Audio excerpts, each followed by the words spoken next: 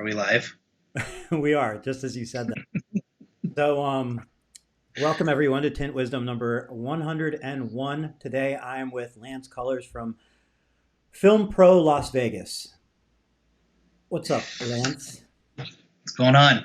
So, just to remind you, and you, I mean you specifically, Lance, this is no different than a conversation. It's only me and you here, and it's the same thing as if we sit down for a cup of coffee, meeting each other for the first time. So, I'm just reminding you that it's just a conversation. You can throw questions my way. I'm throwing questions your way. This is literally our first time speaking, so it should be a natural conversation. Did my face just turn red or something? No, I wanted to like put it out there and just I didn't get a chance before we went live, but I just want to emphasize that like that's all this is. Sometimes sometimes there's more structured ones where we have topics and roundtables and so on, but like most of the time, and what I really like, I do really enjoy is getting to know somebody, and this is like we never met, we never got to really talk, so this is a chance, and I appreciate the opportunity. Cool, me too. Thank you.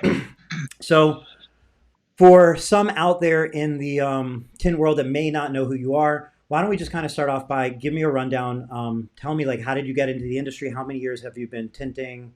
Where did it all begin? So I think it started back in 1998, and my friend had a shop in Las Vegas called Desert Tint. He has 4 locations in Las Vegas now, and I would just kind of help out around the shop, and learn how to do quarter windows and things like that. But then I went into car audio for quite a while and just kind of forgot all about tinting. Went to the Art Institute of Phoenix for graphic design, and I met my wife there. Um, and then I was sitting at home one day, and I had a mobile guy. This is like 2008. And I had a mobile guy come and tint my car for me in in Phoenix. Like I watched him do it again, and it all kind of comes back to you. So I started tinting again, like probably 3 or 4 days after that. I decided I needed to buy a roll of film and start practicing, and go from there. But my career's been a little odd, I guess. I worked for a lot of companies, Eric, and I never really could find, I never could fit in anywhere with anybody for some reason. I would get along with maybe 1 or 2 people, at the shop, but I also feel like I kind of burned some bridges, along the way that I wish I hadn't. But there's a couple people that really kind of honed in my skills and gave me the courage, I guess, to do it on my own. One of them is Eric Geisler from A Better Tent. He's always been really good to me, no matter what our relationship was like. So after that, I went and worked for Eric for a couple years, and then there was a guy he was a firefighter, and he kind of quit his job, and him and his wife wanted to open a tent shop. They had no experience whatsoever. So I got the job, and he sent me here to Las Vegas to go to Eco Tent with Mike and Brian Rhodes. And so I went up there. I went up here for a week to kind of train. I already knew how to tent, but it was like the guy wanted his shop to be modeled after Eco Tent, which I don't think anybody could do that really. So I went back. I came up here, and I really liked the shop. It was a different environment than I've ever been in before, as far as cleanliness and the urge to just do it 100% correct, and skip all the BS, and no matter what it took to get the job done properly, right? So the goal was to take that knowledge back to this other guy's shop. But you can't do it with one person. It takes a whole team, to run a facility like that. So ultimately, I came up here, moved my family up here to work there, and I did for a little while, and I actually worked there a couple times. None of them worked out, obviously, but it was a great experience. It taught me so much. And then I went to work with Ricky and Richard at Green Valley Tent for a little while too. Probably one of the most family orientated, some of the best people in the industry, period. Like Richard Senior, I call him Big Dick and Little Dick. They're like they're like so family oriented. I could bring my kids to the shop, and their facility is like tinting in your living room. Yeah. You go in there, it's 75 degrees and just really, really nice. But then I left there for some reason. I thought it was a better opportunity. And of course that didn't work out either. So I said, screw it. I'm done trying to fit in at these places. I don't have any money. I'm not making any money. So the only way I'm going to ever get what I want is if I just do it by myself, right? And then build from there. And that's what I've been doing for the past 4 years. And it's the hardest and the easiest thing that I've ever done, if that makes sense. My wife and I work together, day in and day out. She's like more on the physical side of the business, I guess, and I do the business side of the business. Right. But she tolerates me, and she knows what she's doing out there, I guess, and it's just really cool. We don't work a whole lot. Like, we don't work 12, 13, 14-hour days, 7 days a week or 6 days a week. We work like 4 days a week. And then the rest of the time we get to spend with the kids. But, that's partly due to, I think, coronavirus this year. I had some plans to start doing cars again. We haven't done any cars, maybe like 4 cars in the past 4 years. So I really wanted to start. Go ahead. What made you want to add cars in? I'm good at them, and I feel like we're missing out on a lot of income, from that. I should be able to work 5 days a week, consistently, or maybe even 6 if I have to. What's ideal for you? If you're drawing your picture right now, your future, so you're like putting it on paper, you get to put it on paper, and once it's there, that's your future. What does it look like long term? Like, is it a 5 day a week work week, 4 day, 6 day?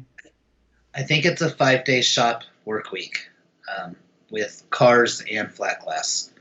I really don't want to be.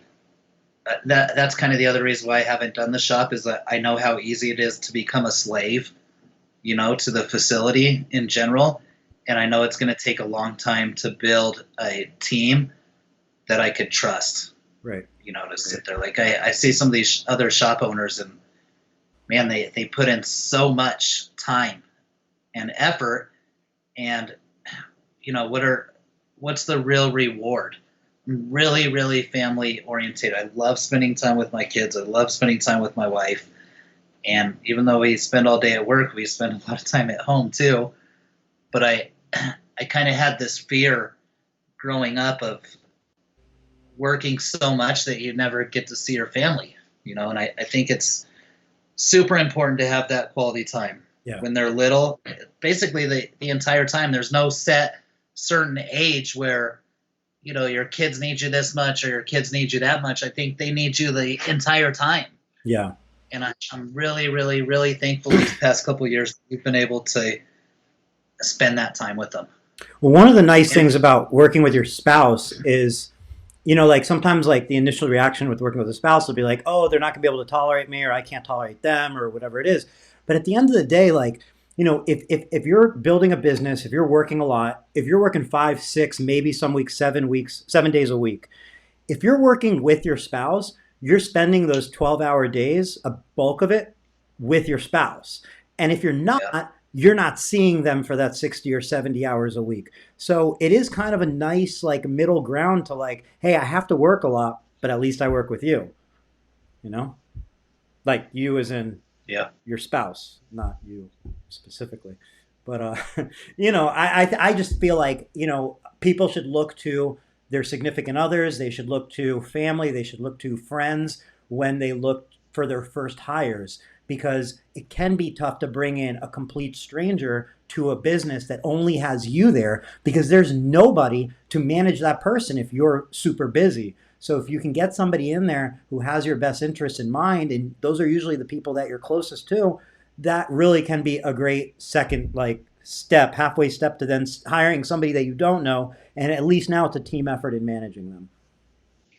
The other thing for me is like after being going through all these different shops, I'm sure you know that it's a common theme for the owner or the boss to tell you one thing and then something else happens, right?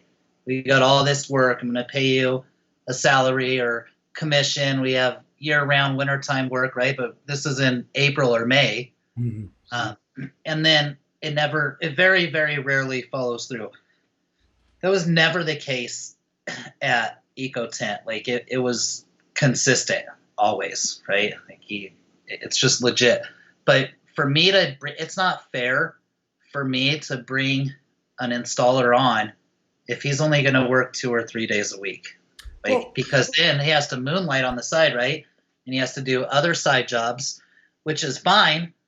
But unless he's making $1,000 a week in that 3-day period, then it's not fair. That's so look. Kind of Though I think it's the way you frame it out to begin with, because like the way I personally hired people was as installers was, my first installer, I put an ad out. I said, I'm looking for a part-time installer. Had somebody reply, awesome dude. He ended up working with us forever, or the whole time that we had the business. I told him, come tint a window for me at my office at the time. He did it. I knew his work was good. He was a nice man. And I said, I'll call you when we have a job.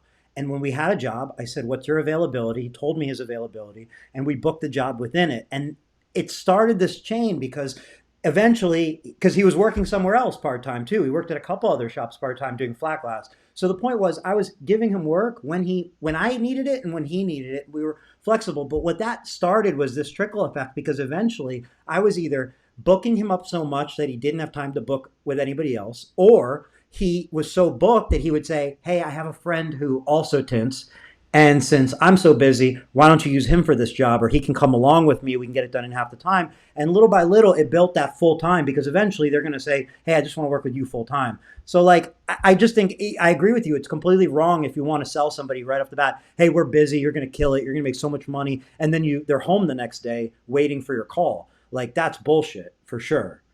So you would get the job and then call them and schedule the job according to their when the schedule. customer would approve the job, I would get in contact with the installer. Jeremy is his name, and he was our very first installer. And say, Jeremy, what's your availability? He would say, I have next Tuesday open, I have Friday open, I have whatever open. Say, okay, we'll book it on that day. We get with the customer. It was a little look. I'm not trying to say that's not annoying. It's annoying as fuck, but it's better than not having any employees.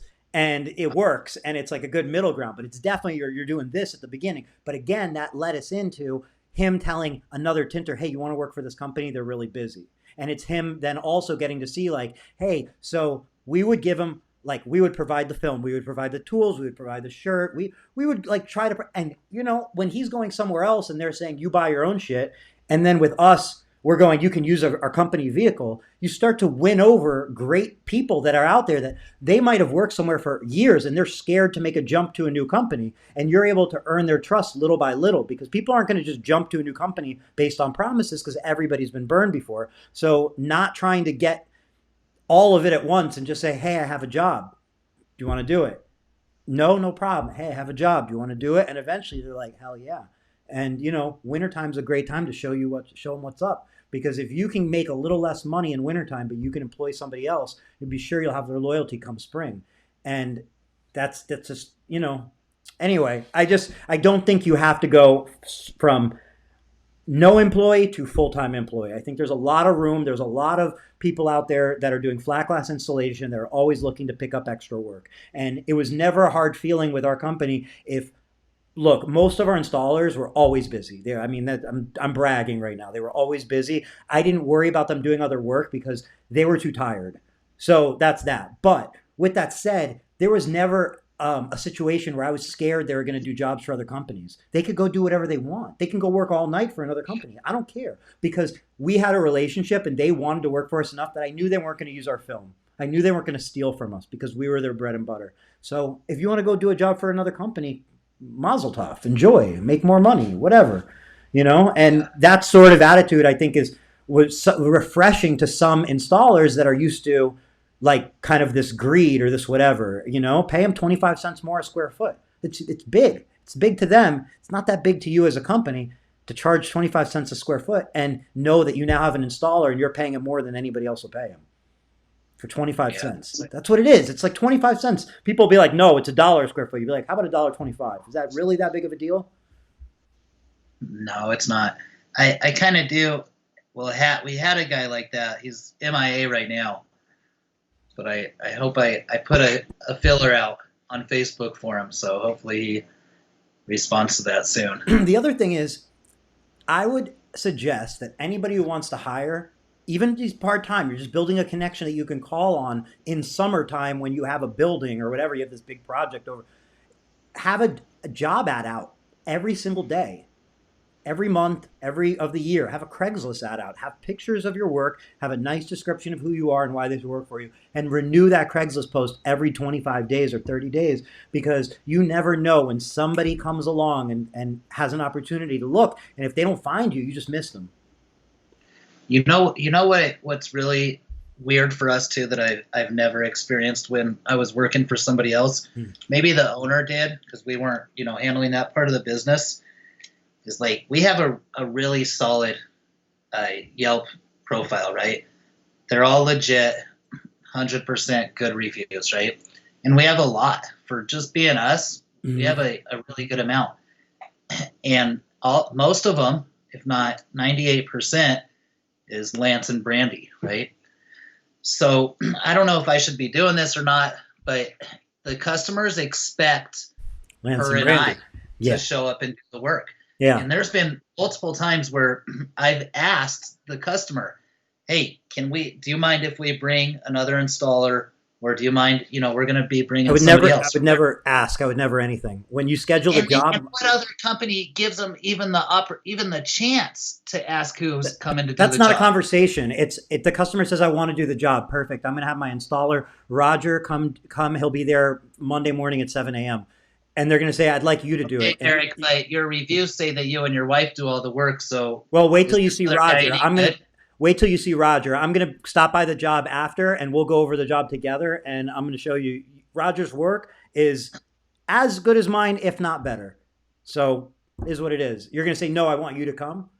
I mean, look, if that's realistically going to be 1 out of every 50 people or 100 people that are going to continue to push. If you start off the conversation just like that, and you could, you can kind of go out there. Hey, look, I'm going to have Roger's our number one installer. Roger's coming in. He's going to do the job. I'll meet with you afterwards before he leaves. We're going to go over the entire job. If you don't like how the work is, I'll take it all off. I'll do it myself for you because it's going to be perfect. I can make you that guarantee. That person's not going to take you up on that offer. And that work better be good. It better be just as good as yours. Like who you send in there? You know what I mean? Like at the end of the day, it's flat glass. It's got to be clean. There's edges, and that's the end of it. It's not like... I think it's everything else but the film. Like in 2018, there was a point where we had 3 people. I wouldn't call it full-time.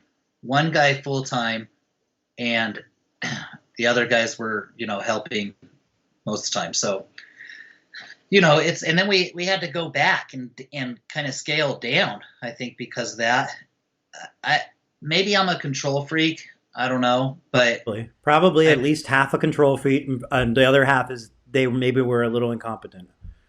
Yeah, I think it's a lack of overall training, like what their standards.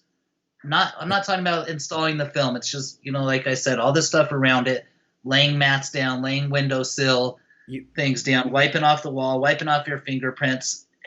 The whole thing that goes with doing somebody's house, right? And not a lot of people have learned those skills, right. or they don't. I don't know what it is, so they're not wrong for doing it. 100%. But listen, we covered people's wood floors. We put down, drop cloths and every single thing we never entered a home without booties, whether it was a consultation or installation. It was booties, period. Like cleanup. I mean, I understand completely what you're saying, but I'll tell you, nobody comes into the job and they bring their booties and they bring their drop cloths and they do that on their own. You have to set that expectation. You have to supply it for them too. And you have to say, you have to have a box of booties in your car. Here they are. You have to have a box of masks. You have to wear a mask. This is serious. If you don't do these 5 steps, if you don't put a drop cloth down, I can't employ you. So like, this is what we do. And they know it's what they do. They take pictures of what it is. They put those pictures in Tint Wiz or wherever they put those pictures, so you have accountability. Go with them for the first few jobs so they see how it's done. And they're going to do it because they want the job. And if they're not going to do it, they're the wrong person for the job. But if you bring them in, you send them on a job, and then you go, hey, why are your edges not so clean? Hey, why didn't you put drop cloths on? Hey. Because, I don't know. Yeah. It's the reason why they're unemployed to begin with a lot of times. You know what I mean? Like, hey, I've been, like, put it this way. They're going to work at the standard that they're comfortable with and what they experienced in other shops. So if they're coming from shops that didn't do those things, they're not going to do them until you train them. But I think that's easy. I think, if you can find somebody who's going to show up to work, they're going to be clean looking. Like, they're going to present themselves. They're going to wash their clothes and they're going to show up to work every day on time or pretty much on time. And they know how to tint windows. The rest of it's easy. Yeah, I agree. And I would be willing to bet that the probably 2 reasons that most tinters don't work out at a shop is, number 1, probably a lack of communication from the people at the shop and them. So meaning like they didn't communicate the expectations. They didn't communicate. They're just like, it's this weird thing where you get frustrated. Somebody's frustrated. Maybe they snap, whatever it is, frustration leads to the break. The other one I think would be the employees being on drugs. I think sometimes people are on drugs in every industry. And if you get somebody, no matter how good they are at their trade, if they have an addiction problem, that's going to pull them away from being consistent. And that's where you get that, like, I don't know, they're working out and then they stopped showing up and then they stole something. And then I can't explain it. You can't explain it. But, I think those are the 2 things. So I had a guy, we did a commercial job recently, and we had to work overnight, right?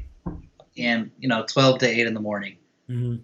And we wanted help with it. So we had one of our helpers that we have used in the past, right? Very good helper. He's a good installer. He's super tall. He could stand on the top of a ladder, and reach his arms straight out. So the guy, he shows up to this job in flip-flops, right? Shorts and a shirt that says "fuck 'em" across a tank top at a commercial job. So you had a shirt waiting for him, a company shirt that he has to wear on the site. Yeah, and I didn't have a pair of shoes for him to wear though. But I told him that he could go. I'd buy him a pair of shoes if he went. He was like, "Well, I don't know what the big deal is. Why do I have to wear shoes or blah blah blah?" I was like, "Man, it's a commercial job. I don't even know. I'm not the bad guy for wanting you to wear shoes on the job, right?" So he sits in the parking lot, man, and they ended up having to kick him off the property. But it was a addiction thing, I would assume. He's a good guy.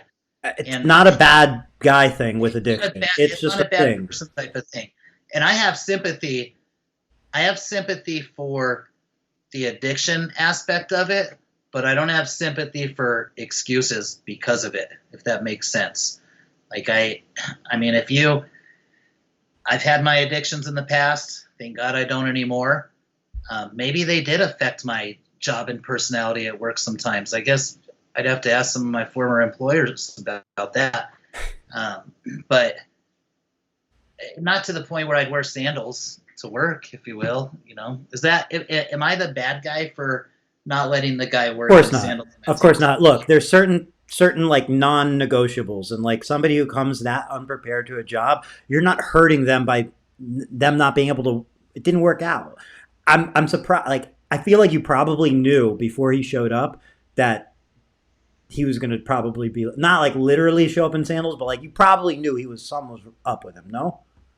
Yeah, well, I knew there was something up with him from the very beginning. That's where you have to cut it. You got to cut it there and use all that energy somewhere else. Because I'll tell you, it's like if you have somebody you can call upon when you need them and that person sucks and annoys you, you're going to continue to do it. When that person's, you say that person doesn't exist anymore, you're going to go, shit, I absolutely have to find somebody because you don't have that person to fall back on. Do you think it's better to train somebody I with? think that probably falls more into your own personality because some people are good at training, some people are terrible at training. So like I would just imagine like Mike Burke from Sunstoppers, he seems to be really good at training. The Tinstitute, Austin, he's clearly somebody who's good at training. Like he's constantly training people. Every week he has new trainees in there and they're learning how to tint cars. So if he's looking to hire, in my opinion, he should train people because he's really good at training. But on the same hand, like I didn't train a single person because we were just growing. We have more jobs. We need more installers. And that wasn't my thing. So like training an installer for me wouldn't have made sense to look for non-installers and training them.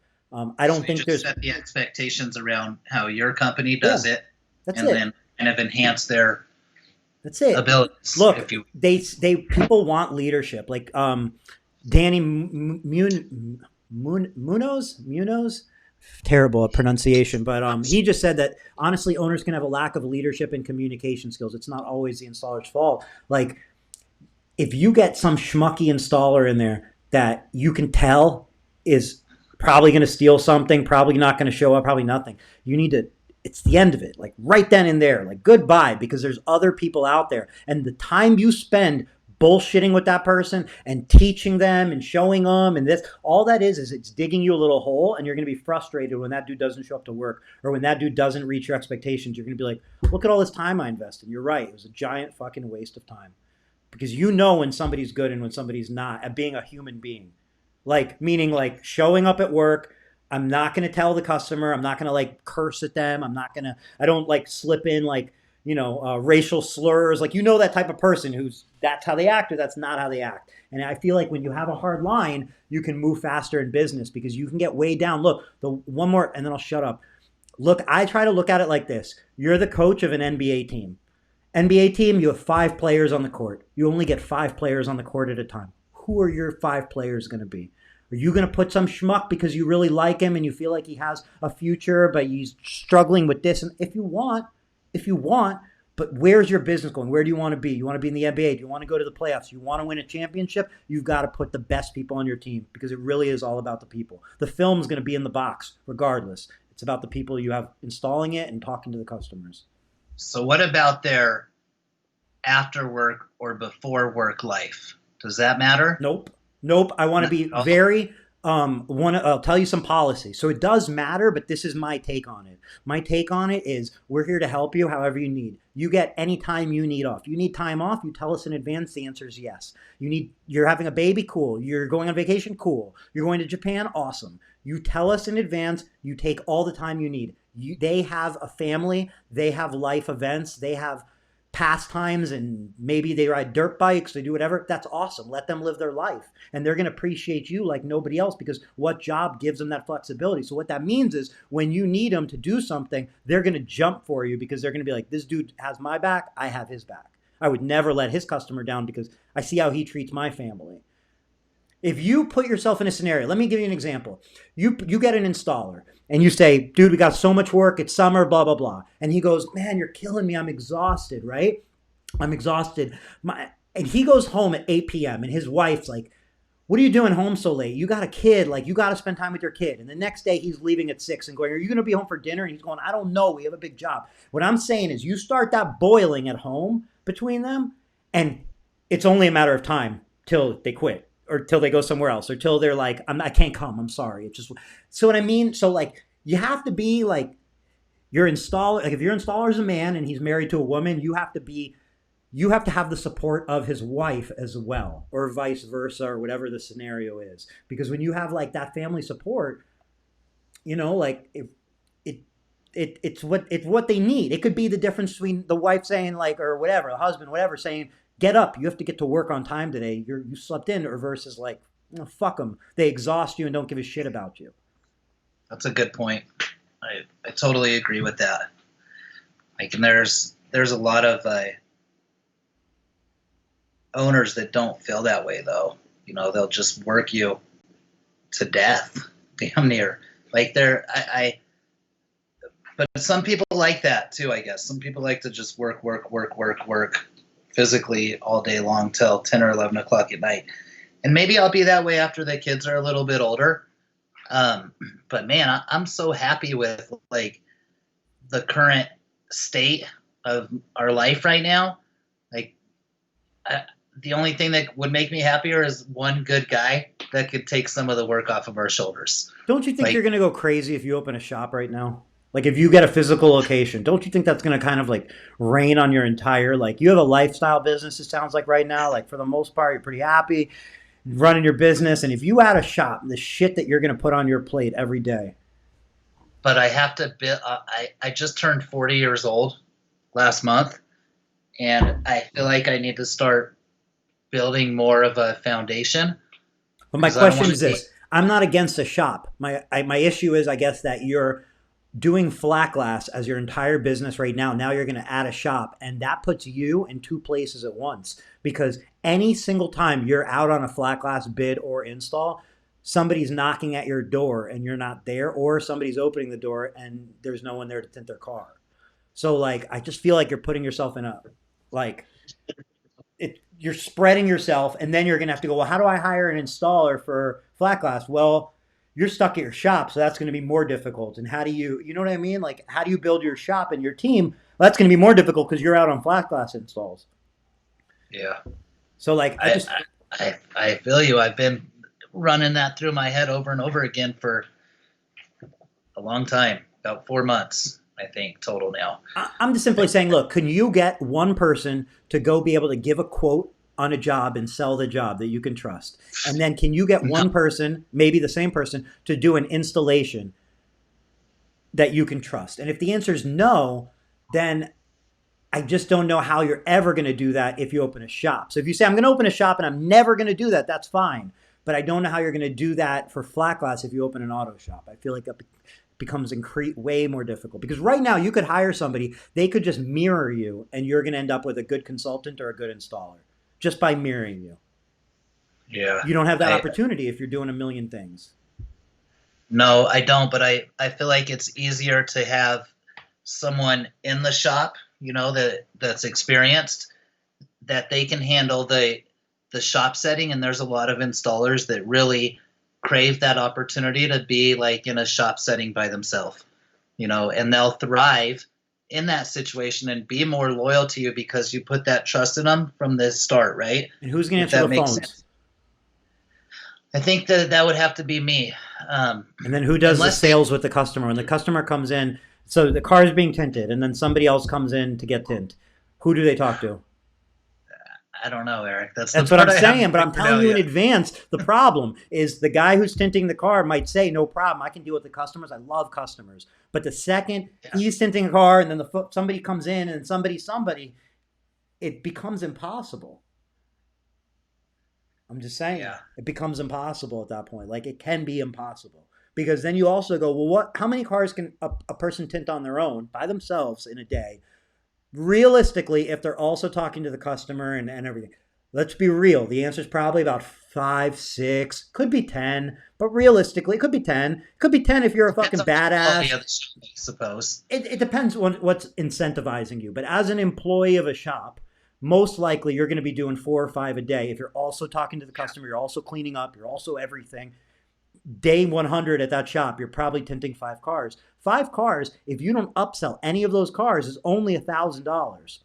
Knock film out of there, you're at $700. Knock your rent out of there, you're at $600 for that day. If you have about $100, whatever, maybe it's a little less. You knock all these things out of there. You have to have it clean. You have to take all that time and all that shit. At the end of the day, you might look back and go, "Man, I just dealt with so much bullshit. I made $300 at the shop today, or $400 at the shop today. We got to do more."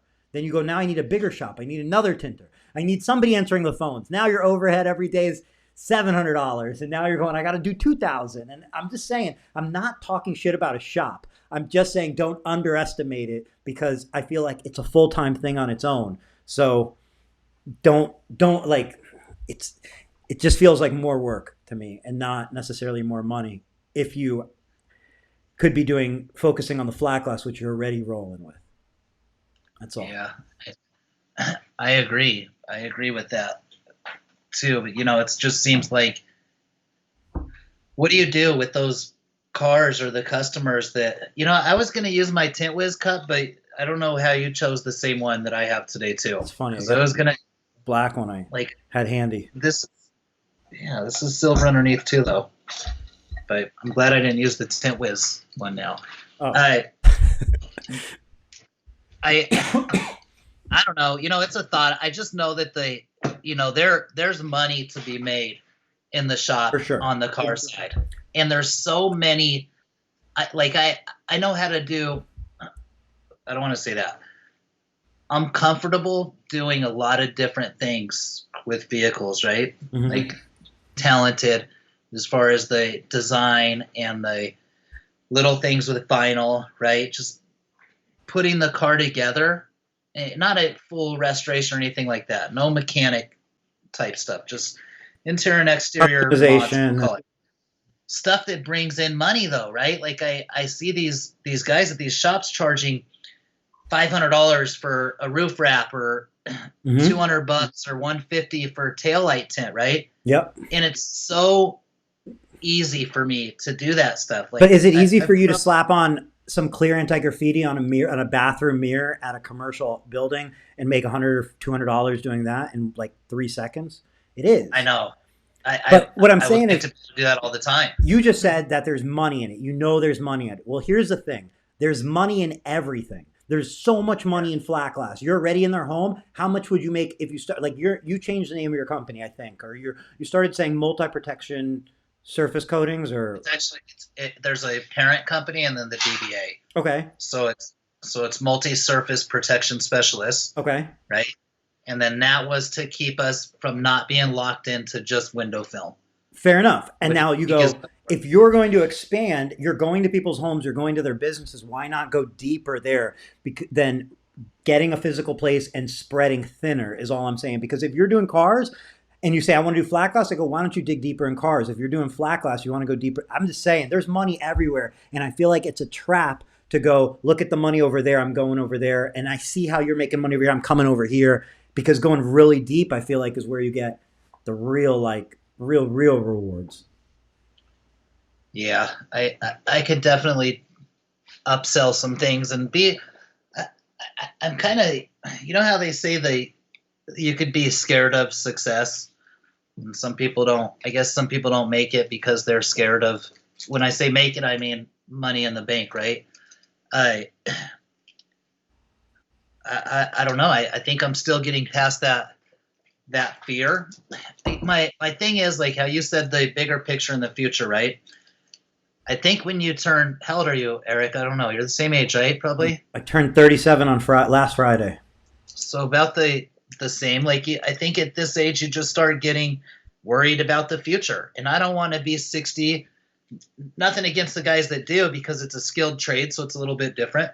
But I don't want to be 60 and still giving, still tinning, not doing everything that I'm doing now. Sure. So I feel like if I don't start building that loyalty in that team now, sure.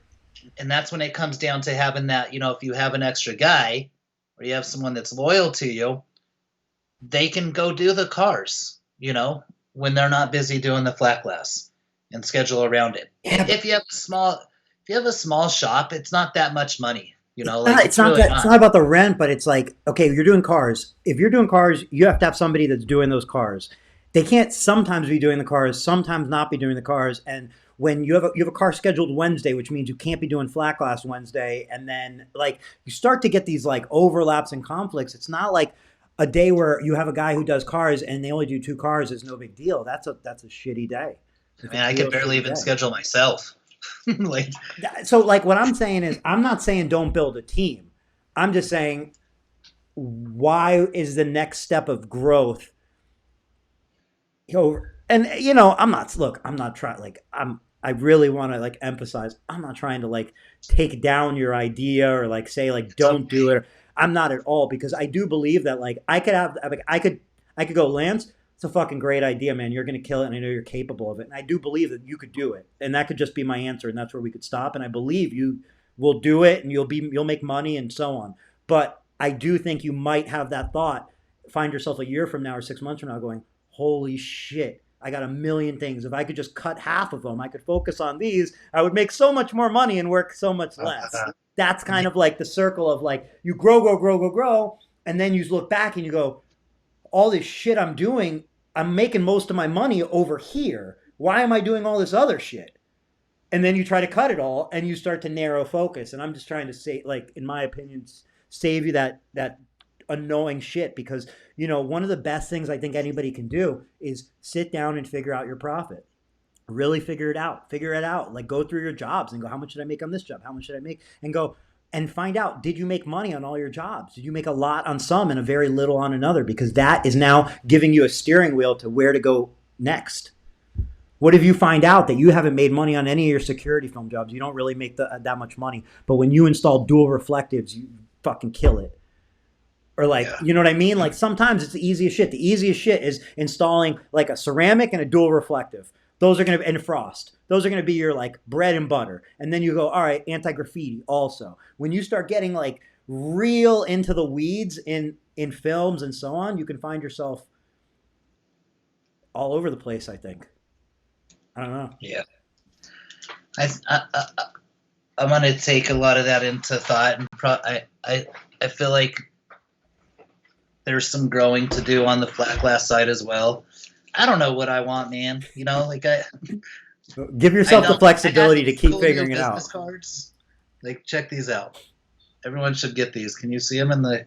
No, the green screen screwed you up. Oh man, is my arm missing? I don't know. Just anyways, the green. They're like what color are the cards? They're metal. They're stainless steel. Try it again. I want to see them. Shit, I don't know why it disappears. It kind of looks. It's probably reflecting or something. That's cool though. Where'd you Did you get them from that Facebook ad? I did. Yeah. I know what you're talking about. We all see the same ads. They're so awesome. Like it took almost a month to get them. Yeah. But they're etched. You know, they have a mirror finish, like a dual reflective film or a one-way mirror. Yeah. Then they have green etching. They're super cool. I wish they would show up. But I got a question. Have you gone into any glass companies? Like gone to glass companies? So we have a very, very solid glass company that we do work for often. Good relationship since the day one of our business. And then we have a contractor that we're super solid company. And they give us like the glass company gives us stuff all the time, right? Right. But they don't give us the small stuff. So he doesn't understand or doesn't something that like those minimum jobs, whatever our minimum is for that one piece of film, it's not worth it to him, but that's to us, it's everything type of thing. So I'm working on trying to get the littler stuff from him. But the contractor, they give us super quality work, about one job a month, but it'll be like, it's all government work. So it's really, really, really, really good. The relationship is there. We do double. I mean, we put in a lot of effort into everything we do with them, cleaning up. And if we have to redo a window or do something extra, we just try to keep that relationship real solid.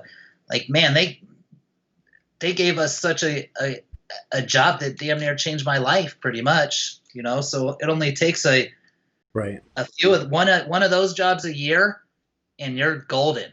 You know? So there's no one better than a glass company. If you're a flat glass company, that's from the contractor though.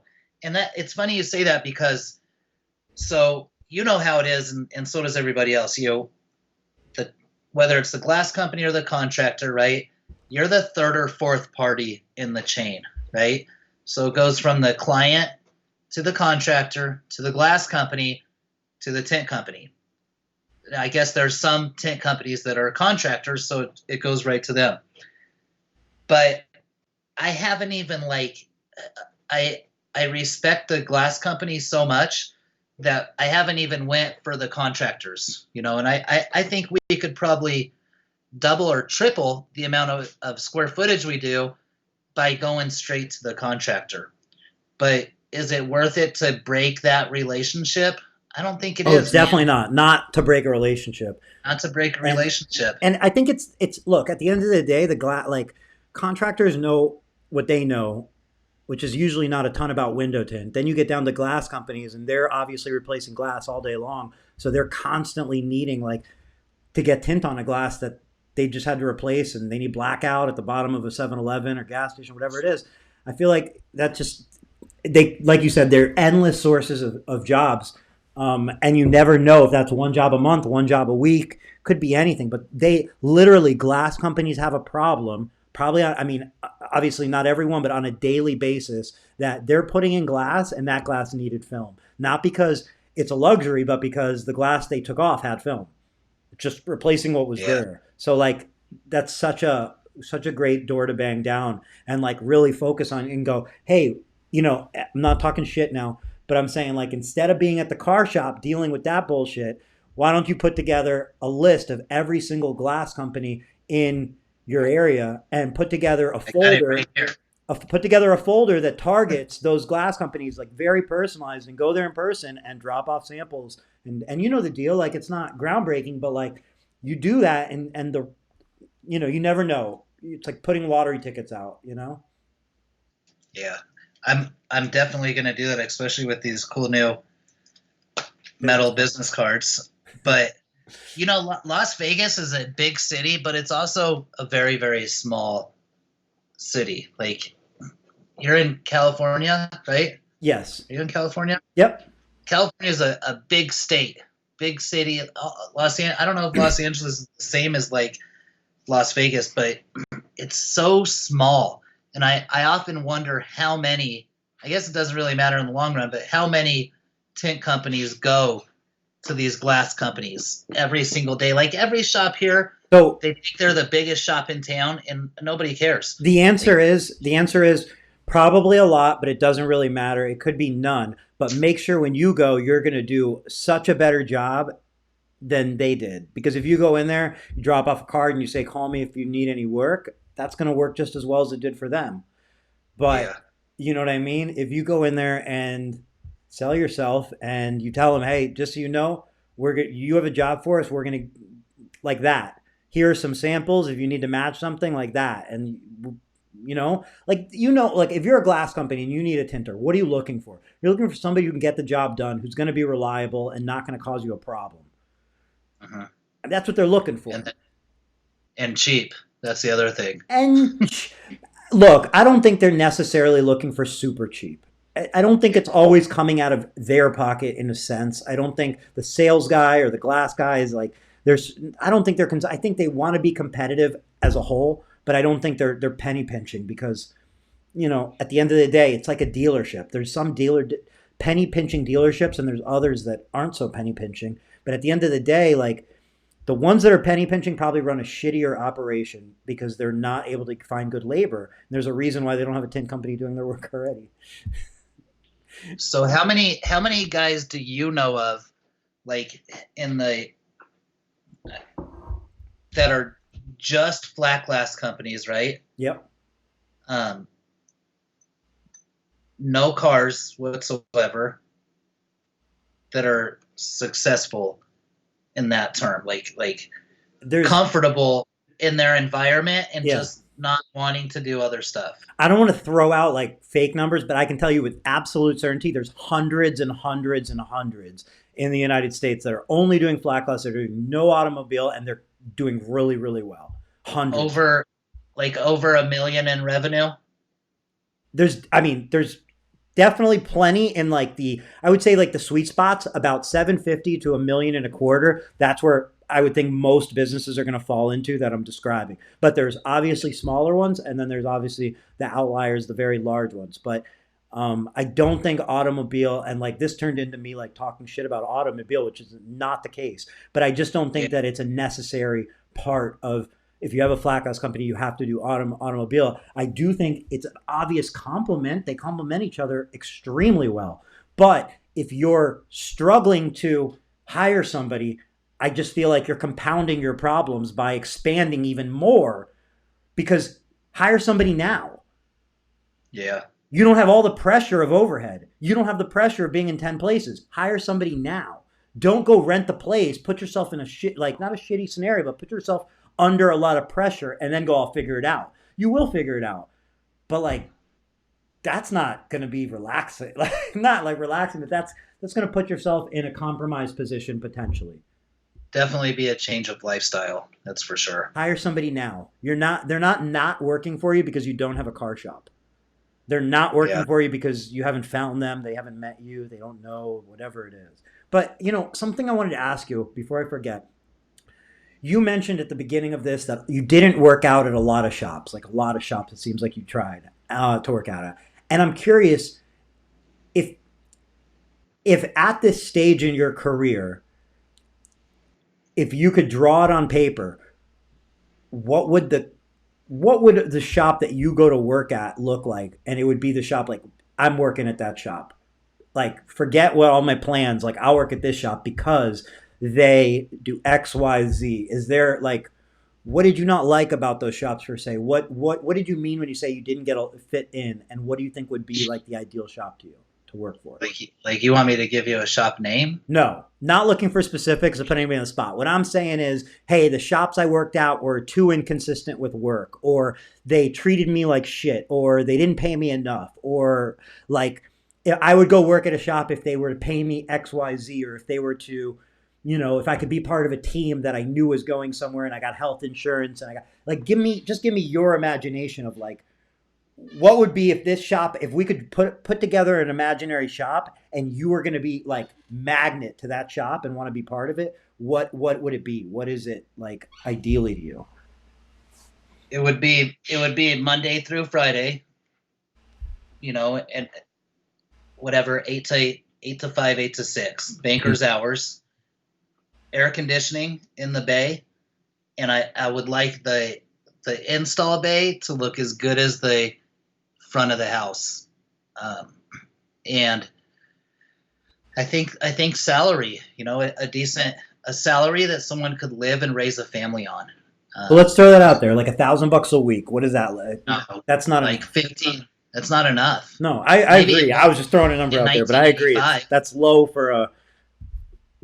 I think a good installer, or a good team of 2 or 3 people should be making 1,500. I think they should make 80 to 100 grand a year. Hold on. When you said team of 3 people, did you mean each of those people? Yeah. Okay. Yeah. Well, let's forget they're in a team. Now that I know the numbers, Eric. Huh? Oh, because we were talking about. I'm saying like as a team. Like I didn't really get where you're. Like if they're hiring you, they're not hiring you as part of a team. They're hiring you. You're saying 1,500 a week to maybe 2,000 a week's a good number, like a good place to be. Yeah. It has to be. If you're working for a busy shop, you're laying down a lot of square footage. You definitely should be in that range every week. I agree. You have to be at more than like 75 grand a year. Like you can't live on. I used to think like, and maybe it still is, like $1,000 a week is good money for a lot of people. It's good money. It's definitely good money. And obviously you have to take into account where you live in the country, because your rent could be 3 times what it is somewhere else. And that's part of cost of living and so on. So anyway, go ahead. We lost you.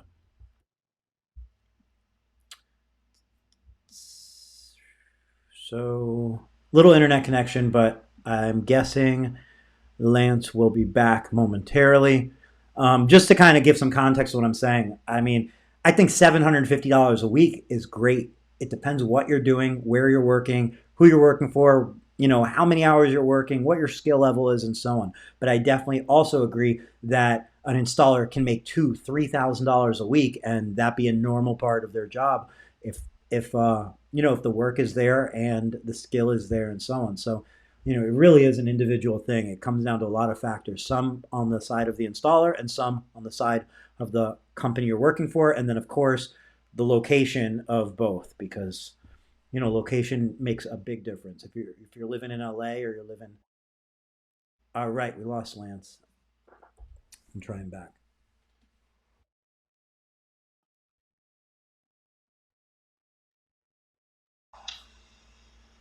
Hey. Are you there? Sorry about that, man. You're all good. Unplugged the freaking router. Oh, you're all good. You're all good. I'm back. Okay. So where were we? okay, so 75 grand, right? Okay. Um, Monday through Friday. Are we good? Like, is my connection good? It's a little. It just froze again. I'm on my phone now. It's a little freezy, but if your phone's on the Wi-Fi, you're in great shape. I'm sorry. But like usually cellular connection's not It's really enough not. to. Give me just a second. I'm sorry. No, you're good. No worries. So I'll read through some of the comments real quick while we get this worked out. And Cody was saying the words affordable and economical, never use cheap. And Wayne said, I used to tell my customer, good tinters don't like using cheap film. And Wayne said they have to keep you busy and market to get tint jobs for sure. I mean, marketing is obviously part of any modern day business. If it's not, you're running on good reputation, but that's marketing in itself. All right, so let's jump back in. I can see you. I can hear you. Okay. So I think like with me not getting along with people in the shop, I worked at, I think all three of those shops that I previously named were great shops for different types of personality. I just think that I was never going to get what I was looking for in life being an employee of somebody else. It was never going to happen. I couldn't get, I just couldn't get comfortable with it. You know, like some people have a stride. They want to make more money, really. And there's a cutoff point for tinting. Like a good installer, I know a guy that can make, like, he works at a dealership. I don't know where he is now. And I know that the comments are going to not believe me, but the dude can tint like 18 dealership cars in a day with the plotter, right? And you can make 2,500 to $3,000 a week at $30 a car. How many cars is that? A lot. And he's content doing that, right? He's content just tinting all day long in a hot dealership and making that kind of money. But imagine that same guy had his own shop. Like he would do. I'll tell you the difference being is when he goes home right now, he probably doesn't think about window tint until the next day when he shows back up to work. And if he's at his own shop, he's not going to be able to turn off that switch potentially for the rest of his life. Like, I mean, like I'm not trying to look, you come home from your own shop and you're thinking about tint. It's a fact. Like I bet I want to see who is willing to comment and say, I own my tint shop and when I leave work, I don't think about that shit at all. I don't believe it. I think every single day, I think you'll be on vacation. We could talk 5 years from now, you'll be on vacation somewhere. You will be talking to somebody at your tint shop, dealing with it. You'll go into sleep and you'll be thinking about it. That's the difference between being an employee, I think, where you get the luxury of being like, shit is theirs. I'm going home. Yeah. Or your vacation will be tinting. Right. But that's a nice feeling. That's not a bad thing. That's a great thing to be able to say, like, I go to work, I have my separation, I come home. Just saying, you know. I bet you there's plenty of tint shop owners here as well who can say that they've worked many weeks and didn't bring home $2,500 in that week. And they own the shop. And they didn't bring home as much as their employees even. I totally agree with that. So I don't know if this is what you're getting at, though. Were you going to kind of put that into whatever your perfect shop would be, try to make that for your employee type thing? I think so. I wasn't leading you there, but like that is what you should do because there's other people like you and they're going to appreciate that. And that's how you find somebody like-minded. I don't know, man. I don't know what caused me to not. I think it's my personality type and just not being happy in general. If you're not happy with your life, then some people are good at faking it real good while they're at work. I was never one of them. Like I have a lot to say sometimes and everyone doesn't like my opinion, but it's not all. And I think I definitely had an ego problem, if you will. Like, man, I'll tell you, going to work at the one of the places that I mentioned earlier, most tinners would be gone in 10 minutes. they would not be able to handle that type of environment, because 90% of the stuff that you do there is kind of really ridiculous, but it works, right, for that place. So when I left there, I thought I was like God's gift to car tinting, right? Mm-hmm. And I wasn't, because most of the people that are there couldn't go to another shop and work without a plotter or without, you know, somebody pulling the door panels off for them or something like that. So they have to kind of be a different personality type. But I don't know. I hope that I never have to go work for somebody again. But if I did, I don't think it would be tinting cars. I would rather be in like a estimating position or something like that. You know, like a sales or estimating. I definitely don't want to be in anybody's bay unless it's my own. Not even to tint one car. Yeah. You know, so like when we don't, it used to be where if I didn't have any work, then I would call a shop and see if I could go do work for them. But I don't want to do that anymore. It's kind of embarrassing, first of all. And then for me, it is, at least. But it seems to be the norm for a lot of guys. Don't mind that either. They'll have their own company, and then they'll, you know, like the guys that you were talking about, they'll go from shop to shop to shop to shop and just make as much money as they can doing what they like to do and what they're good at. For some reason, I don't know. I never felt comfortable doing that type of stuff, you know. But I guess that's why I started my own company. Yeah, I didn't have to. That's it. You know, you get to do your thing. Do you really enjoy the flexibility that having your own company gives you, as far as like starting the day or like ending the day or any of that? So I think I could use some more organization. Tint Wiz program should help with that. Like I don't have I need to implement it more, but I don't have like I'm going to be at work from 8 to 4 o'clock. From 8 o'clock to 4 o'clock is 100% dedicated to work. If I did that, Game changer. I wouldn't have any time. Like I think we would be overly busy to where I couldn't handle the work. Now people think that that's a good problem to have, but that's not always a good problem to have. Right. You want to be able to schedule when you want to do it, and then just go get it done and live the rest of your life. Like the first couple of years though, I was really, really scared of not having any work. But now I really enjoy the days that we don't have to work. Yeah. So don't open a car shop, because you won't have one of those days ever again. I know, but most of the time I spend a lot of time working on my own cars lately. Yeah. So I could either do that at home or do it at the shop. I don't know. I'm definitely going to I'm definitely not going to open a shop this year now. That we were, and I don't think we're going to now. I don't think it was the right situation. And I think it'll still be available if we want to do that again in January. You mentioned you work with your wife? Yeah. Does she help you? Like, what? I'm curious. Like, what does she help you install? Does she help you with organization? What does she do? Everything. So yeah. I mean, no, she doesn't do everything. She like a little bit of everything. I don't mean do all the work, but I mean like do a little bit of everything. She doesn't do really anything on the business side of the business, but from the time we get to the job till the time we leave the job, she does everything except for put the film on the glass. Got it. Which is a lot of stuff. Yeah. So, like, people would dream to have a helper like that in a normal job setting, you know? Yeah. I think women care more than men.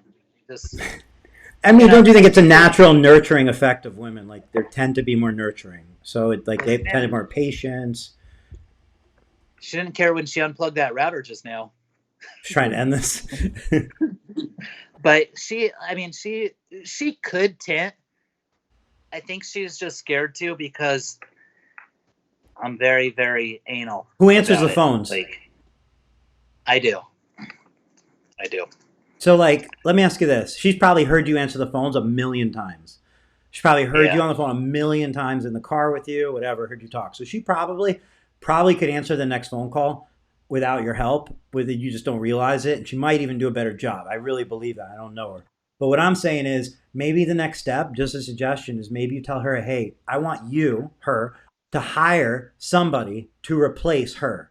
I want you to hire them. I want you to interview them. I want you to train them so that they are going to be as good as her. And then when you have that extra person trained, her next tackle, you can go, can you help me with the phones?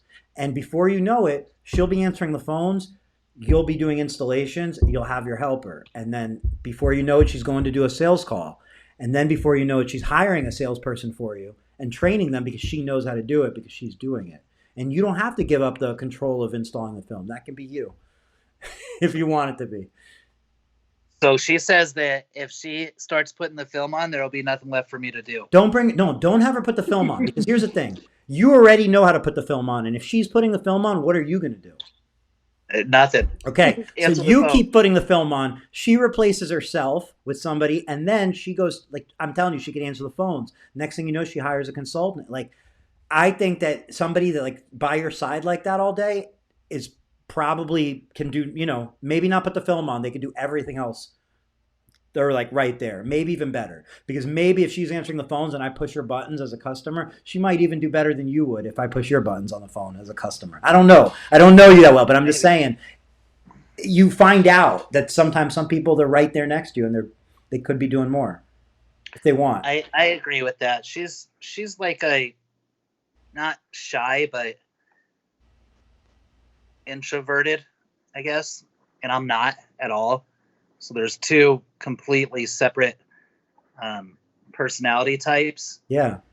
As much as I would really like her to do those things, I think she's happy not doing it and just having to go to work with me all day anyways, and then come home is probably all the stress that I really want to put on her.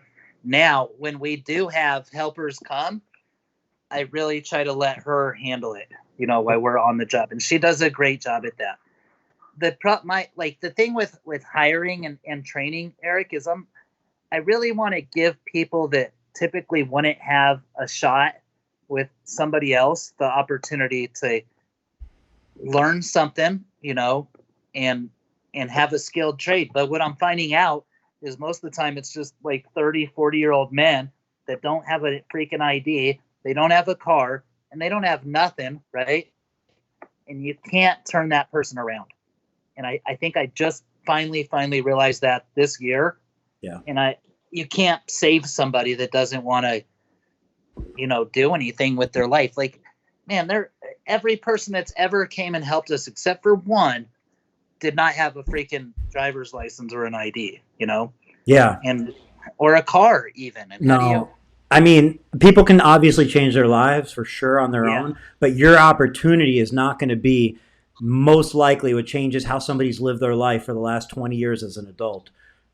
Yeah. The day you hire them, they're not going to be like, oh, today's the day I start waking up on time and doing this and doing that. Doubtful. Once in a while you hit that, but I think you came to a really good realization. And when you put those energy towards people who are ready to use it, Yeah. Well, Definitely. that was an hour.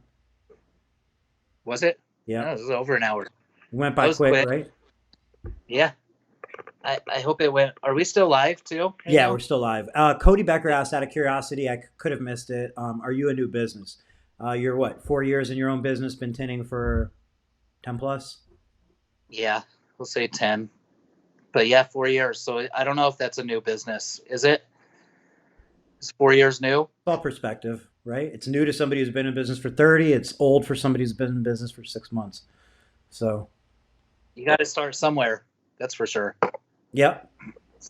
I know there'll be a 5th year. Yeah. There'll be probably a 20th year, right? 25th year. Yeah, I hope so. Do you think you'd ever get out of the industry? Yeah. Well, I think I would like. I think if I can make enough money to do something else, then I would like to do something else. Yeah. Yeah. And that just, do you think that comes from like what does it come from? Is it a passion for certain things? Like, I mean, I would like to be a race car driver. So if this all works out really well, I'm going to be driving race cars. What would you be doing? I'm not sure. Something more art related, I suppose. Okay. Uh, Investing, something to do. I really like watches, horology. I'd like to learn another skilled trade like that. Um, I'd like to invent something that hasn't even been thought of yet. You know, everybody does, but you have to follow I think being in this industry, it can take you places that you didn't think you could go, though, if that makes sense. Like it's I feel like right now, or maybe I just haven't been paying attention with you and it starting to come together like it is, and being and having more customer awareness, consumer awareness. I think it's going to branch out, and there's going to be a lot of opportunity. Um, you know, and new technologies too. So, but new technologies could also hurt us, and I worry about that sometimes. Um, but I think at least in my lifetime or my working lifetime, I think it'll be um, long enough. Like when I lose my passion, I don't want to be doing this anymore. So, and that could happen real easily, I think. So, it happened with cars.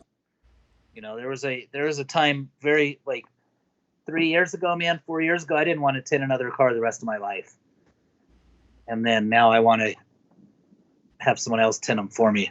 But Understandable. I'd like to do something less physical.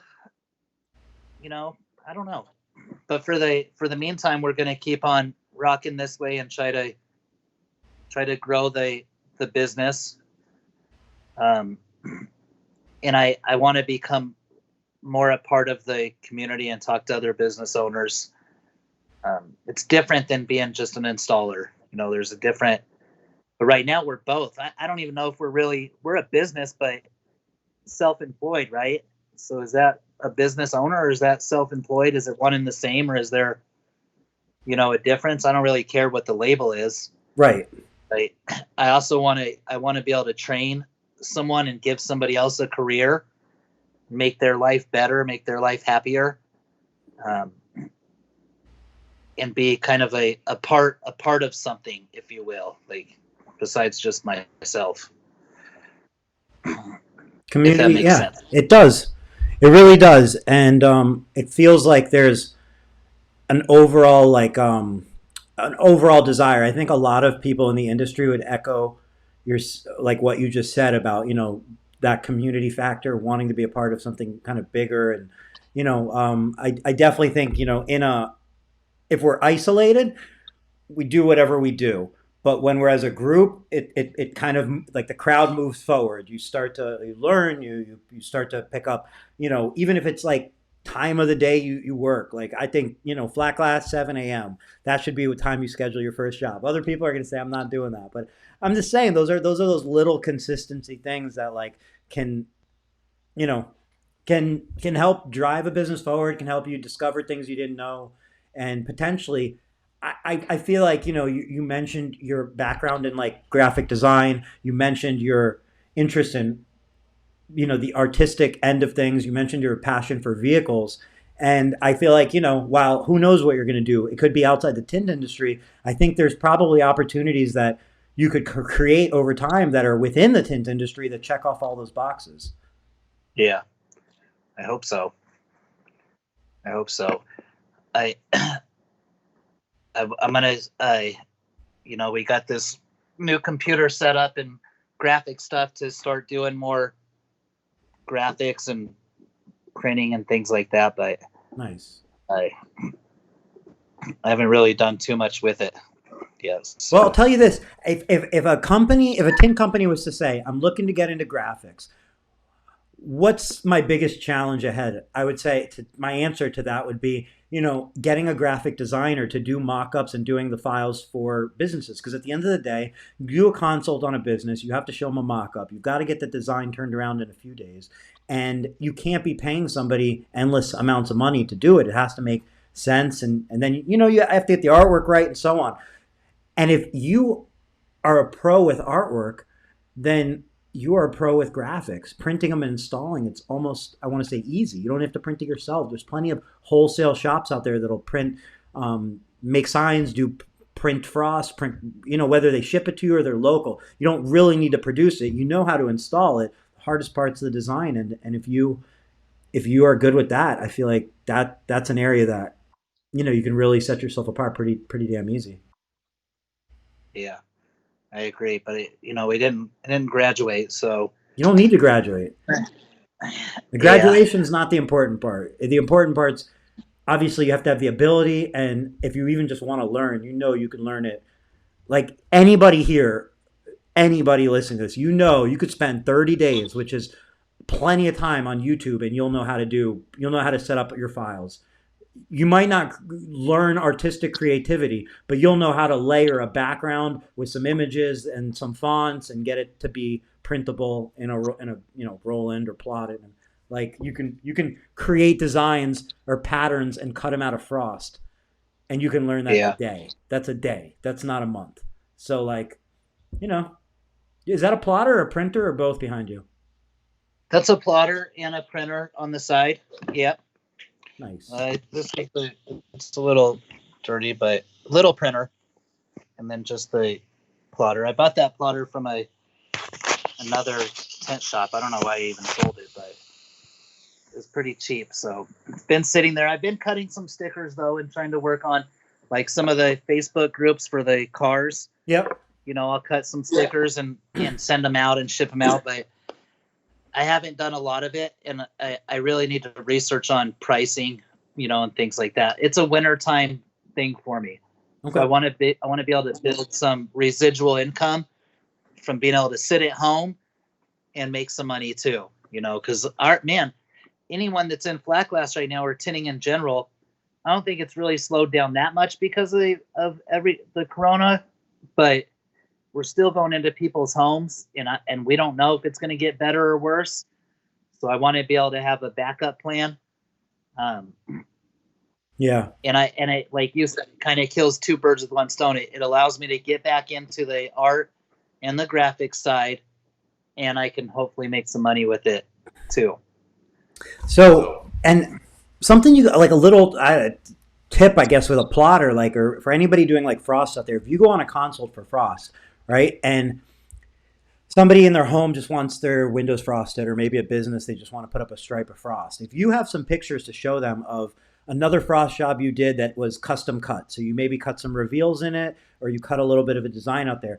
Now, of course, like typically that would cost more money, but I'm just simply saying if I called you and said, hey, I want a frost band in my conference room, and I go, hey, do you want to do some reveals? And they go, that sounds good. I like how that looks. Yeah.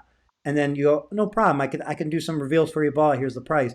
You just took them from being able to get a quote from any other frost company, and you just said, now what you just fell in love with, you better hope they have a plotter. So what I'm saying is you can kind of like set yourself apart, even in somebody's home bathroom window or whatever it is. And if you add a little design or a border to it, it doesn't cost you much more, just a little bit of labor. But now they're more likely to use you because they can't just get it done anywhere. Put it into their head. Yeah, that's what I really want to start. It's only a 30-inch plotter, So um, fine. but I think that's still big enough to do the things that you're talking If you about for wanted to do a sure. reveal on a 60-inch band, you could put a 60-inch band up and you could plot just the reveals on the plotter and put that above the band. Like that's not a like you see what I mean? Yeah. There's so many which ways to finagle it. The other thing is on every commercial job, you can be offering to replace their like a lot of times their hours are either peeling off their window or they're inaccurate, and also like their location number, like 2032 is their like business number. Uh-huh. Happens with anti-graffiti too, but because you're pulling, sometimes they're over the anti-graffiti or under. But point being, those little tiny jobs that are going to take a little bit of white vinyl or black vinyl, they cost you $5 in vinyl, a little labor. is something that can be tacked on to a $500 job or $1,000 job, and it's the reason they're going to go with you because you brought it up and you offered to do it at no charge. That's like exactly the reason why I got the plotter in the first place, was to start, because I had a job like that, and we had to redo the signage on the front of the store, and the guy just kept putting it off. So what did I have to do? I have to call the customer, and I have to put it off and reschedule and put it off, right? So I didn't want to rely on that sign guy anymore to do that. So that's the whole reason why I bought that thing. And so I could cut back windows and doors, for cars or whatever, but mainly exactly that. Yeah. I have to figure out pricing. For most of the time, I kind of just have to sit down and figure out what we need to charge for it. And I don't know the industry standards for pricing on stuff like that. So even like the little stickers that we cut for the groups, yeah, I don't have one here. Like, those are a nice foot in the door, but like making money on something like that is like never going to be worth your time, frankly. I think I sold one for $7. Yeah, I mean, you can basically get them done for cheaper than you're going to spend the time cutting them yourself most of the time, unless it's like low volume. But like, pursuing that, I feel like it's a great foot in the door. It's a great add-on, but But the custom logos and the custom frost and huge. Huge. I agree. That's huge. Let me see if you could see these things now without the background. I'm really proud of them. Oh yeah, those are real nice. Back up a bit from the camera. So it has a mirrored finish, so it's kind of, yeah. You're showing everybody I'm on a green screen. Yeah. Go ahead. I'm just kidding. It's fine. They're mirrored, and then like it's etched and perforated, and even the back is got these etchings right here. Super. I've never been handed a card like that before. Who designed them? It was half my design, half their design. Like they help with the design of like what should be cut out, what shouldn't be. Yeah. So I had another bit. The last business cards were plastic, black hard plastic, like a credit card. So this was, and we got complimented all the time on those. So this was the next step up from that, and I kind of just took that design, and put it on here, but also toned it down a lot too. You don't have to do much with a card like that, like, right? And you don't have to really put anything on there at all, except for your contact, your logo, and your phone number. Yeah, they're really cool and super heavy too. The box was like 12 pounds when the cards came, but I hope it was a good spend of money. But I think it was. Yeah, I mean, look, if somebody's going to keep your card, like, I don't know about giving them to every customer, but if somebody's going to keep your card, if you're giving it to somebody like a contractor, they put it in their desk, they're going to be able to find your card when they need it faster than any other card. Nobody's going to throw that card away, like, unless they just plain don't like me. I don't think they're going to throw it away. Cody asked who you plan to give them to, everyone or just selected people? I think selected people, yeah. Yeah. How much did they cost approximately per card, do you know? $2.50. Okay. So every time you hand them to somebody, you're handing them $2.50 investment into your future. It's about the cost of a nice folder. So the first batch was $265 for 100 cards. Okay. So it probably gets significantly cheaper if you order like 1,000. Typically, there's big price breaks on stuff like that. Yeah, and it takes a while to get them too. But I think after the first order, it probably doesn't take long. You know what you could do? You know what you could do if you want to be a little weird? You could coat. Weird. I'm just saying. I don't even know if this would work, but you could try it. You could coat half of it with ceramic pro or ceramic coating, and while you're talking to somebody like in their home, you could be like, "Watch this," and you could show them the difference between half. You almost have like a 50-50. Like you could put like paint protection on it, or what's it called? Like anti-graffiti. I mean, you can do anything. Like, yeah. And kind of just as like a silly demo, like, but not, because it's a conversation. I think you could. I think a car shop could definitely do that with these ones. I don't know. They're kind of too pretty. You don't really want to do anything to them, but definitely could do a little demo, a little coating with something. Yeah, but we don't really do ceramic coating. Well, But the type thing is, things. you know why I bring it up, or what made me think of with you, like your multi-surface protection coatings. Am I right on the name? To That's what. me, what like rang through my head was I go, this guy does tint, but he's also probably expanding into coatings on people's like countertops and in their homes and in commercial coatings, because that's such a huge market. Like people, like it's not huge in Exactly. the sense like people are all banking off of it, but like this is clearly, if you're talking about ceramic coatings in people's homes, you are literally talking about something where you can go, this is a huge opportunity. Anybody who's willing to pioneer that for their business will make a ton of money and in the future find themselves in a great place. And then you go, well, why isn't everybody doing it? Because it's not easy. They don't know how to price it. They don't know exactly what to do. They don't have the marketing material to sell it. They've never done it, this and that. But as people are willing to make that part of their business and other people copy them, I'm telling you, like there's a bazillion people that are interested in coating their vehicle. You don't think those people also care about their home? It's crazy. Of I course they definitely do. do, Somebody who brings especially in like counter. a $45,000 Tesla Model 3 and spends $8,000 on tint and paint protection and ceramic coating definitely cares about their home. Guaranteed. Yeah. They'll probably want to ceramic coat their Tesla charger at their home. They'll probably want to ceramic coat their garage where the Tesla's parked. So like it's just a matter of offering it, you know? I haven't even thought about that. Like I've been seeing a lot of the ceramic coating stuff, but I'm gonna have to look into that for sure. Can you use that stuff on countertops and Yeah, absolutely. things So like like if you that? take Granite, marble, absolutely. So quartz.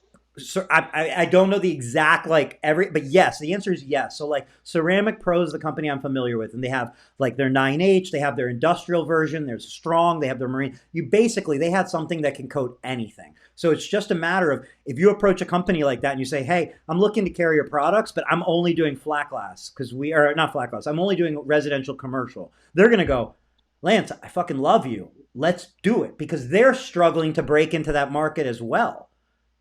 Yeah, I'm Ceramic gonna. coating cars, it's a money grab. But what about homes? It's just a matter of time. Yeah, I agree. I don't even think about that. And I get those ads all the time for makes me want to ceramic pro both my cars and the trailer too. Ceramic Legit. everything. It's legit, man. You know, it really is a very legit, like for anybody who's maybe thinks like it's bullshitty or it's not, like Ceramic Pro specifically is a very like a great company. They have great products. They have incredible marketing. There's an incredible consumer demand for it and awareness. And rolling with a company like that or a similar company is a good move. And like I'm saying, they're doing cars and then they're doing a lot of marine. They're moving, people do marine. Some people do homes, but it's so few that like to not recognize that opportunity is crazy.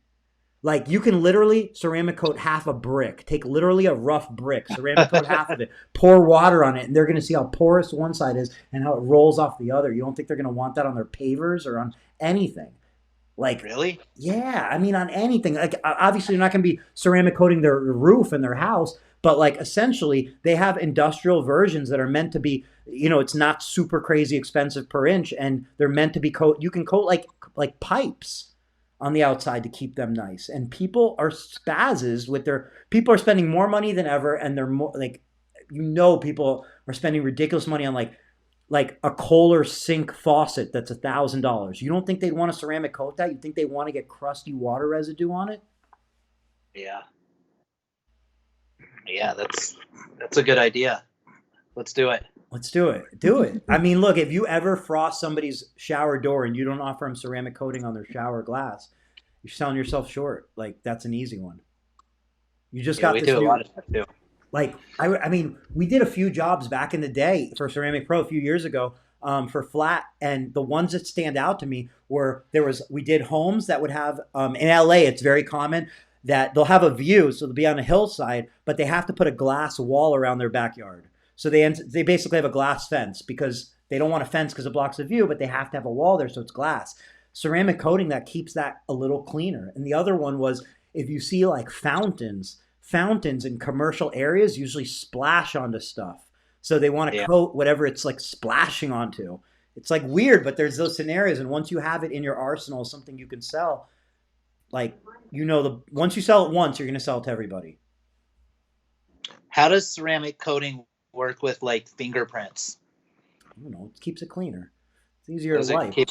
Yeah, it basically makes it a super slick, hard, depending on which one you do, permanent coating. So it's going to be slicker. It's going to be a harder coating, a little bit harder, and it's going to stay cleaner. It really stops corrosion. That's where you really see it. So like, especially like vinyl. So if you go to a business, they have a sign, or you do a new sign, if you put that on vinyl, you do like a 50-50 on vinyl and leave it outside, it's crazy. And Ceramic Pro has tons of videos and pictures of vinyl, and they do that. They'll put it on, like they wrap their Porsche with all different colored vinyls, and then they did 50-50s on every single color of that vinyl, and they left it out in the weather, and they took it to the desert. So you could ceramic. So you can ceramic your wrap on your own car. Definitely, like that. That's common. That like every wrap company's probably almost everyone's ceramic coating some of their wraps. That's like standard. Does it have a UV? Is it UV protected as well? Like, does it have a UV coating in it? Yes. It definitely stops fading. It definitely stops corrosion. There's no question. Like at its core, it keeps shit cleaner and looking new. So anything that fits that category, you want to do it to. And like, I'll give you another example. They ceramic coated like a piece of metal, like an anchor, and they ceramic coated half of it and they threw it in the water on a dock for months. And when that comes up, half of it's full of algae, half of it's not. It's very like understandable to see like, it works. So like, you can dig into the technical aspects of how it works, but I can tell you just on the surface, it really, really does work. And and now we just talked about boats. Like, if you have a boat, you have to clean the underside of that boat constantly. And if you can put something on a boat that keeps it cleaner, detailing boats is expensive as shit. So if you can reduce the amount of detailing with a coating, boat owners are willing to pay for it. Boat window tint, square foot is $25 a square foot for boats. It's the most expensive film you can put on a home, a business. You'd rather be on a boat. So the same goes for ceramic coating. Wow, cool. I'm going to look into that for sure. Bloody fisherman boats. Everybody. Everybody needs it. I know. We went and tinted a fishing boat in San Diego last year. It was freaking, I can't believe, like, they have so much money that they spend, like you said, on those boats. Yeah. Like a little bit of wood repair on the inside will be like $6,000. Yeah. You know what I mean? Like nothing. Like God forbid if you ever you tinting a boat, make sure you cover everything, because if you nick something, that panel can be $1,000 and require a specialist to come in. So, jeez. That's the market you're working within. Why go tint? Why not go tint? I'm not saying why go tint it, but let me start that sentence over. Why open up a tint shop and tint a Civic when somebody has a marina full of like money pits, basically? Yeah. They have them all in one place, and they're all their individual money pits owned by other people. Yeah. That's pretty cool. That sounds good. All right, well, that's an hour and a half, so I want to leave you alone, let you enjoy the evening. Cool. Thank you. Let's wrap this up. Thank you, everybody, for watching. And Lance, thanks for doing this, man. I appreciate you spending your evening chatting. I appreciate it too. Thank you. Talk to you later. Have a good night, everyone. You too.